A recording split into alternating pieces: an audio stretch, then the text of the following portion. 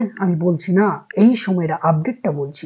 তার আগে আমি বলে দিই, আপনার জন্মকুণ্ডলিতে দেবগুরু বৃহস্পতি যদি মোস্ট পাওয়ারফুল স্ট্রং জায়গা নিয়ে অবস্থান করে থাকে, কোন সেই জায়গাগুলো ভালো করে শুনে নেবেন।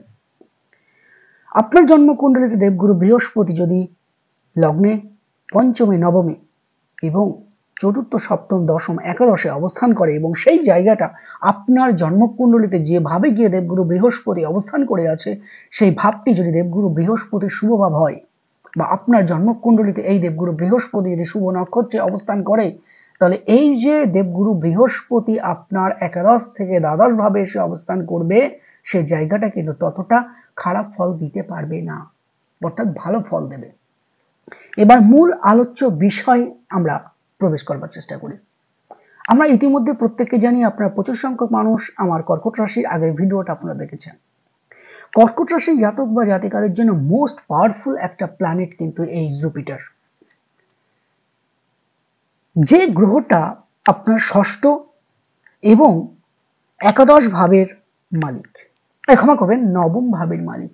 দর্শক বন্ধু, কর্কট রাশির জাতক বা জাতিকারা যদি একটা কথা জিজ্ঞাসা করেন যে সুশান্তদা, আমার ভাগ্যটা এত কষ্টের মধ্যে ফেলছে কে, অনেকগুলো রিজন থাকতে পারে, কিন্তু আপনার জন্মকুণ্ডলিতে এই দেবগুরু বৃহস্পতি যদি খারাপ থাকে, সমস্যার সূত্রপাত কিন্তু ওখান থেকে অনেকটাই আপনার আসছে। আপনার এই ভাগ্য ভাবের মালিক দেবগুরু বৃহস্পতি এই আপনার 15ই মের পরে একাদশ থেকে দ্বাদশ ভাবে এসে অবস্থান করছে জন্মকুণ্ডলিতে, ষষ্ঠ ভাব, অষ্টভাব এবং দ্বাদশ ভাব। এই ভাবগুলিকে অনেকটাই, পুরো বলবো না, অনেকটাই অশুভ ভাব হিসেবে কিন্তু ধরা হয়ে থাকে বা মানা হয়ে থাকে। আর এই দেবগুরু বৃহস্পতি আপনার 15ই মের পর থেকে একাদশ ভাব থেকে দ্বাদশ ভাবে এসে অবস্থান করছে, তখনই কিন্তু কর্কট রাশি জাতক বা জাতিকাদের কিছুটা সমস্যার সূত্রপাত কিন্তু অতি অবশ্যই ঘটতে চলেছে। তাহলে সুশান্ত দা, এখান থেকে আমি বেরোবো কি করে?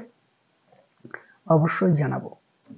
দেখুন, দেবগুরু বৃহস্পতি আপনার স্বাস্থ্যটাকে ভালো করবে, দেবগুরু বৃহস্পতি আপনার ভাগ্যটাকে কন্ট্রোলে রাখবে। কর্কট রাশি জাতক বা জাতিকারা বা কর্কট লগ্নের জাতক বা জাতিকারা, এনারা যে কতটা ভালো মানুষ, সেটা মানে ভালো মানুষের থেকেও বড় কথা, এনারা কিন্তু সবার সাথে চলতে ভালোবাসে। প্রতিটা মুহূর্তে আপনি গিয়ে দেখুন না, তার বাড়িতে সিংহাসনে বসে আছে, আমি বলছি তার বাড়িতে সিংহাসনে বসে আছে।